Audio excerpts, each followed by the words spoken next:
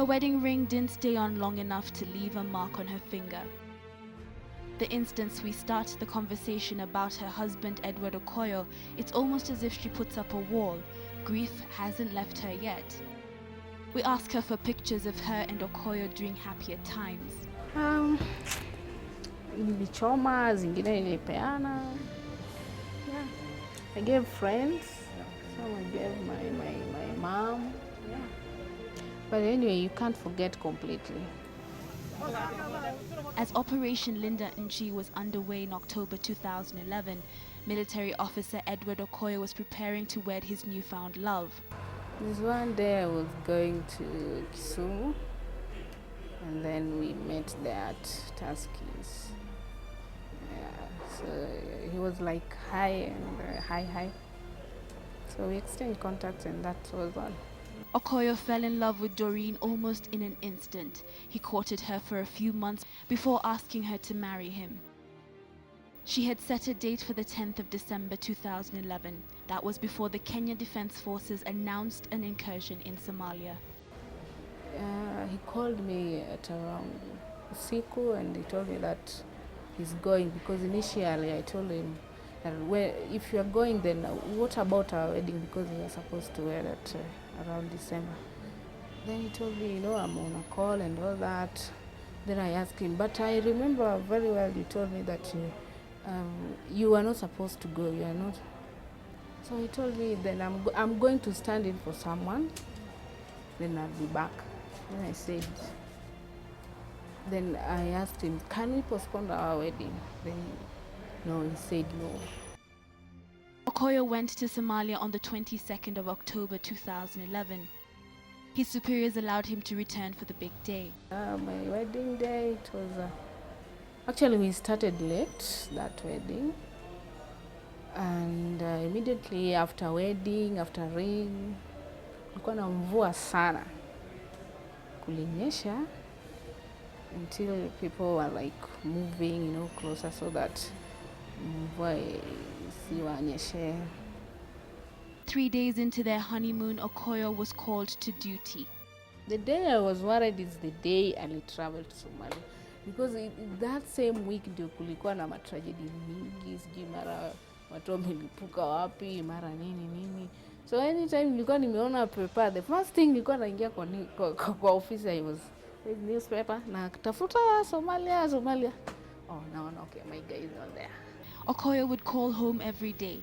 The night of January 22nd, 2012 was no different. There are some journalists from Nation and from Standard. They came in, we did an interview there. He went and wrote I'm the one who called the guy. So it really brought that confusion. But actually I'm not the one who called the guy, because the guy called me. Yes, to find out how I'm doing. Actually, you would call your wife to find out anaendelea aje. You just did the wedding the other day and you took 3 days, after honeymoon. So actually you would really call to hear anaendelea aje. So he's the one who called me, but the guy wrote that I'm the one who called the person. So military guys wamechukua ni kama mimi ndio nili call the guy. But I think for them, the person who was there anajua vizuri who called. On the other side of the call, Okoyo lay dead in a trench. He had been hit by a sniper's bullet. Laying beside him was Captain Kevin Webby. It makes me feel, I really feel bad, because I don't think I'm the cause of that. In Okoyo's case, the military followed protocol. Men in full military uniform traveled from Nanyuki to Homa Bay. His grave sits at the back of his mother's house, unmarked. Soon the grass will grow over it. And then maybe they can all begin to forget what happened and finally move on. But only maybe. I want to heal up kidogo. No. We had planned that we would have, for me I wanted 1 kid, for him he wanted 2. Doreen shared out the money she was given as compensation with Okoyo's parents. The family were not really stable. And as a young person, you know, I think I still have my two hands. I can work, and even if I don't get that money, I can still move on. Hata kama nitauza kitunguu and all that. Every time 35-year-old Monica looks into her children's eyes, she sees a little of her husband. They met in 1997 while Charles was still a young soldier. Charles Ndemo died the day fellow servicemen Adan Suleiman and George Karari were abducted. He died alongside Lieutenant Francis Mudhini, Private Joseph Nyamu, and Private Martin Kimngich. Kuna mahali sikuwa nataka nisikie hiyo story vile walimupata, vile alipiwa marisasi. Sikuwa nataka hiyo story. The Standard Group established that families that were compensated were given between 3 million shillings to 4 million shillings. Monica says she received only 800,000 shillings after her husband's death.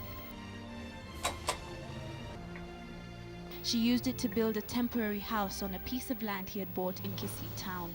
Na nitajaribu niwachukue ile mashule kubwa. Nione kama wamesoma mzuri, vitabu najaribu. Hata hiyo pesa nilipata hiyo sasa hiyo nilipata. It is almost 3 years now since the incursion began.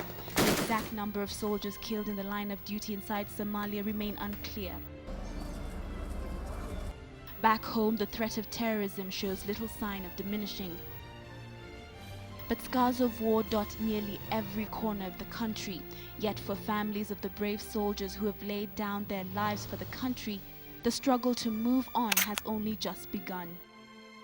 But they know there are still thousands out there in harm's way, always hoping for the best, but knowing well that the worst could yet come. Catherine Omwando, KTN.